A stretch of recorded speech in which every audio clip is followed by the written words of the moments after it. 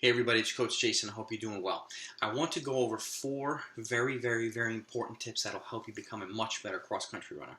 Whether it's you or the athletes you're working with, these 4 things I've utilized over the last 2 decades plus as a former competitor and as a current coach that have been instrumental in the development towards really taking cross-country running up to the next level. Whether it be the high school, the collegiate level, or whatever. Some of these things are obvious, some of these things are not obvious, but I want to go over them because they are very important. Okay, so with that, number 1, foot and ankle strength and flexibility. By the way, I'm looking at my research book. Okay, foot and ankle strength and flexibility. Keep in mind with cross-country running, you're going to be running on uneven ground, whether it be dirt, whether it be grass. You don't really know if it has little divots in it and stuff like that, especially if you're not familiar with the course. But these things can happen anywhere, whether you step on a rock, while you're running fast. So it's important to have good foot and ankle strength and flexibility, okay? Whether it be doing toe touches, whether it be using cloths to pull in with your toes on the ground. I'm going to put a couple of videos down below in the description that go over kind of foot and ankle strengthening exercises, and not only for strength but for range of motion as well. You want to have that flexibility in there because at some point most people roll their ankle. These things will not only help you recover quickly, but it'll help you build the strength, the fortress of strength around your foot and ankle to prevent it from happening on a regular basis. Even if you become more prone after initially spraining an ankle, these things will go a long way. Okay, and keep in mind too, you're running on a course that's a grassy course and whatnot, and it rained overnight. The grass is thicker, or you run with dirt and it's muddy now. Strong feet and ankle will help you, give you an advantage over those that do not have strong feet and ankle. So keep that in mind. Number 2, this one I think is really important. Train the course. Okay, if you have your season laid out and you know the courses that you're going to run, you've run these several times, and whether you have some new ones or not, know as much about the courses you're going to run as possible. If the key courses are going to be flat, I would encourage you to do your most important workouts on the flats to simulate the course you're going to run. That vice versa, okay, on the flip side, if they're rolling, I would encourage you to do workouts on the rolling, okay, to simulate it as much as possible. Whether it be, 1,000-meter repeats over rolling areas, 1,000-meter repeats on the flats, tempo runs, although I encourage you to do most of your tempo runs on the flats, even if you're to not too much rolling, because this is generally a pace range you want to stay within for tempo runs or threshold training.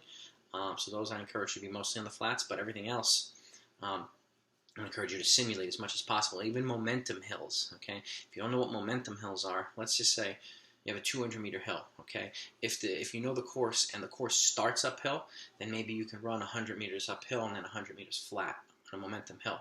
Find a hill that goes up and this way to simulate the beginning of the course, okay? If you have hills in the middle of a course, let's say that same 200 meters, you can run 50 meters flat, then 100 meters up, and then 50 meters on the flat again. Gives you momentum going into the hill, and then gives you momentum cresting going over the hill. Or the last one, if you have hills at the end of a course, same 200 meters, you run 100 meters flat and 100 meters uphill to simulate finishing on an uphill. So there's a lot of different ways you could do it, but those are good ones right there. And simulating the workouts as much as possible on the course are also really good. Okay. Number 3, the appropriate training volume.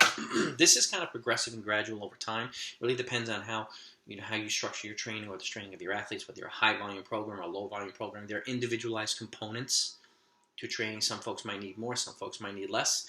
But as you go each year, it's important to kind of incrementally go up as long as they can physically handle it. And that's a good way to keep them healthy for periodization purposes as well. I will put in the description down below how to lay out training for a week, whether it be 6 days or 7 days or 5 days.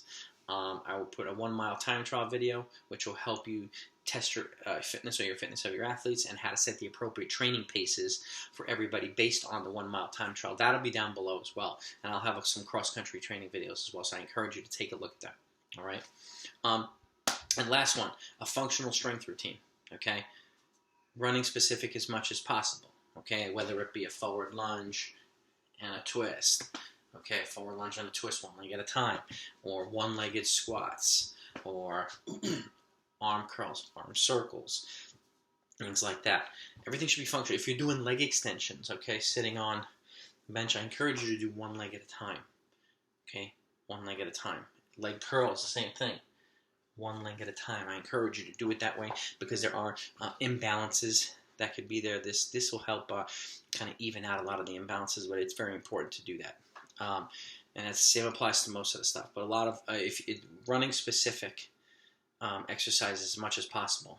Okay, because you're constantly utilizing your whole entire body. Okay, and everything is functional in running. The last thing you want to do is get bulky. Particularly if you're a cross-country runner or a middle distance runner or a distance run. Okay, so the strength routine should be specific to your sport. Okay, with that said, those are my 4 main tips. Okay, I hope this was helpful. If you did find it helpful, hit that thumbs up, and if you haven't subscribed yet, please do so. Look at all the training videos. I've got everything detailed from 5K all the way up to the marathon for a whole bunch of different levels. I've got tons of other videos: injury prevention, hill running. I've got how to train in bad weather. I've got all different types of stuff from cross country, high school, preseason based training for every year, college, same thing. And I've got tons of other videos. And you're not going to want to miss the stuff that I'm going to be putting moving forward either. So make sure you hit that subscribe button and hit that notification next to it. With that said, be safe out there and train smart. Okay, you can get out there and train right now. Just make sure you do it smart.